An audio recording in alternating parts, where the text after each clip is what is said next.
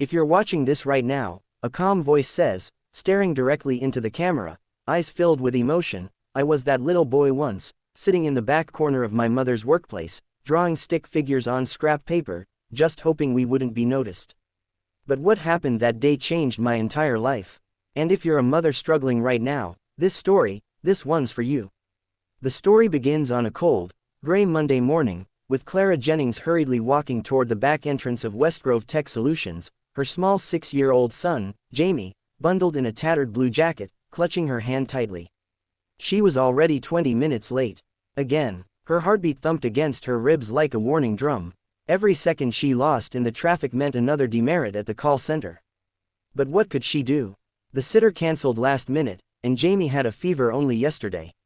Still, Clara had to work. If she lost this job, the rent would be overdue, again. Jamie's small voice tugged at her sleeve. Mommy, will they be mad again?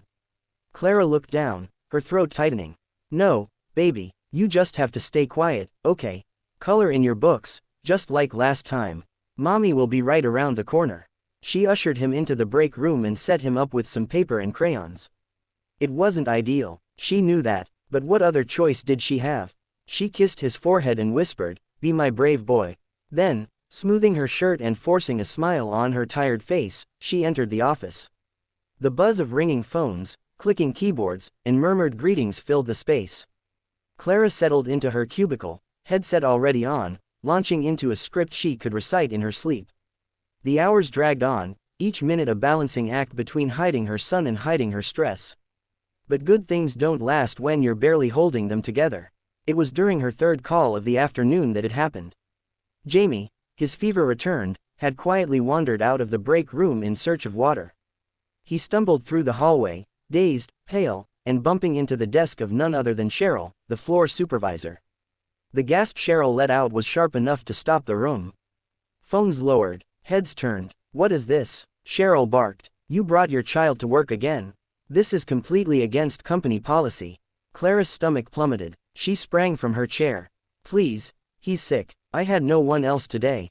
He wasn't going to bother anyone." Cheryl raised a hand. "No excuses. HR has already given you warnings. This is the third time." Clara gathered Jamie in her arms, tears stinging her eyes as his small arms wrapped around her neck. "I understand. Please, just one more chance." But Cheryl had already turned away. 10 minutes later, Clara walked out of the building holding a cardboard box, her son nestled against her shoulder. Her coworkers averted their eyes. Some looked apologetic, others relieved it wasn't them. Clara didn't blame them. She didn't cry until they reached the bus stop. That's when the rain came. Soft at first, then harsh and cold, like the world was punishing her for trying too hard. That night, she made Jamie soup and promised him everything would be okay, even though she didn't believe it herself. Her bank account had $42. Her rent was due in 5 days. Her electricity was already on a final notice. And she was out of work. But Clara wasn't the giving up type. The next day, she printed out 5 resumes and marched into every business within walking distance. Grocery stores, diners, dry cleaners, anyone who would let her sweep a floor or clean a counter. All said no, until the very last place. A modest building with a plain glass door that read, Woodman and Cole Holdings. It looked too clean, too high-end. But she walked in anyway. The receptionist smiled. "Do you have an appointment?"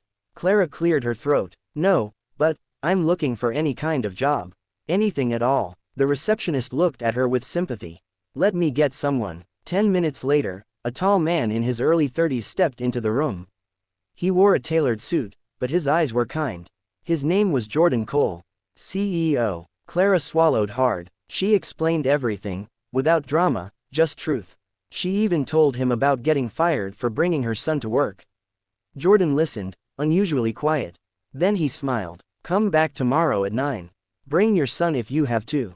She blinked. I can." He nodded. "Yes, let's see what you can do." She didn't sleep that night.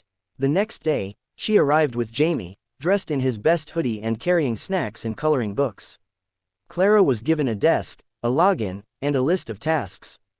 Data entry, filing, organizing incoming emails. She worked hard, fast, precise. She stayed late. Jordan passed her desk often, observing, saying little. A week later, He called her into his office. Clara feared the worst. "Clara," he said, "I want you full-time.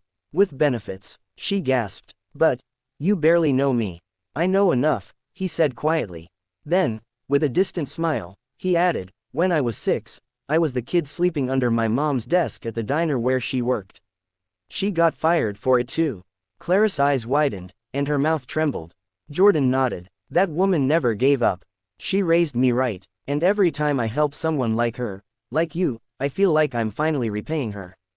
Clara didn't speak, she just wept softly. Grateful. And that's where you come in, dear viewer. Because sometimes, it just takes one person to believe in you. And maybe this video is the sign you were waiting for. Maybe you're Clara today, but you could be Jordan tomorrow. Right finger if this story moved you even a little, hit that like button. Speech balloon, share your story in the comments, we read every single one. Bell and don't forget to subscribe, because more inspiring stories are coming that just might change your life. Clara's new life started not with fireworks, but with the quiet ticking of a company clock and the soft breathing of her son asleep on a beanbag chair in the corner of her new office. Yes, her own office. Within just 2 months, Clara had gone from temporary assistant to administrative coordinator for the CEO. The same woman who'd once cried at bus stops and counted pennies before buying groceries now sat at a polished desk with her name engraved on a gold plate. But nothing came easy. Every morning, she woke before dawn, got Jamie ready, packed 2 lunchboxes, and commuted 2 buses in a short walk to the office. She often worked through her breaks, stayed late, and helped others in departments that weren't even hers. People noticed, especially Jordan Cole. Jordan watched not only her work ethic but her integrity. Clara never cut corners. She helped the cleaning staff when she could. She refilled the copier without being asked. She even brought warm food for the interns during a snowy week. She became the heartbeat of the office, and still, never lost focus on Jamie. Jamie, once a quiet, sickly child, began to thrive. He got better sleep, better food. Clara had bought him new clothes for the first time in a year. He now had toys, bedtime stories, and even friends. One day, Jordan knocked on her door. "How's he doing?" he asked, glancing at Jamie who was drawing superheroes with bright markers. "He smiles more," Clara whispered, blinking back tears. "He believes in people again." Jordan nodded. "So do I." That day, Jordan made a choice that changed his life too. He asked Clara to help him create something special, something bigger than just a job. "I want to start a foundation," he said, "for working parents, especially single ones, emergency childcare, flexible hours, micro loans, scholarships for their kids. We'll call it the Jen Cole Initiative. Named after you." Clara's hands flew to her mouth. "Me?" Jordan smiled. "Yes, because you're the reason it's happening. You reminded me of where I came from." Together, they drafted a proposal. Clara handled logistics, interviews, grant applications. The company board raised eyebrows, until the results started showing. Employees who once struggled began performing better. Turnover dropped, morale rose, and the story began to spread. Local news ran a segment on it. From fired to founder. How one mom's struggles sparked a revolution in the workplace. Then national coverage followed. Clara was invited to speak at a Working Mothers Summit. Jordan introduced her with pride, telling the crowd, "You don't need a fancy degree to change the world. You just need heart, grit, and the courage to keep showing up." Clara took the mic nervously but soon spoke with confidence that only comes from lived pain. "I was just trying to survive. I never imagined anyone would see me, believe in me. But now I believe in every mother out there who's doing her best with what she has." The applause was thunderous. When she returned home that night, Jamie ran to her with a drawing, one that would stay on her office wall for years. It showed her wearing a cape, standing in front of a building labeled, "Super Mom's Office." Jordan saw it and smiled. "Looks accurate." Clara laughed, her heart swelling. "He thinks I'm a superhero." "You are," Jordan said quietly. "You just needed someone to remind you." Months passed. The Jen Cole Initiative expanded to 10 more companies.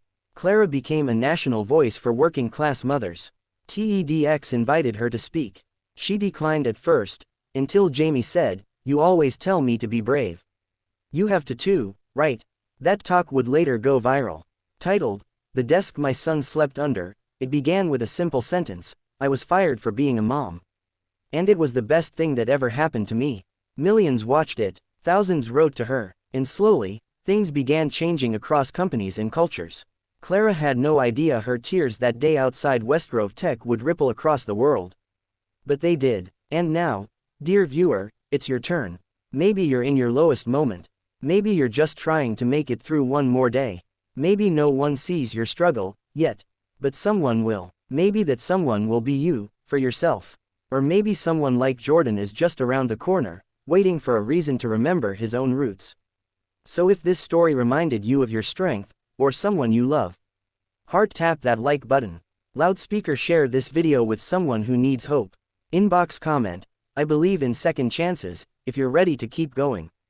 Bell and don't forget to subscribe for more stories that lift the human spirit and remind you that miracles are sometimes just disguised as Mondays. Until next time, stay strong. Someone believes in you, just like Jordan believed in Clara. And now she believes in you.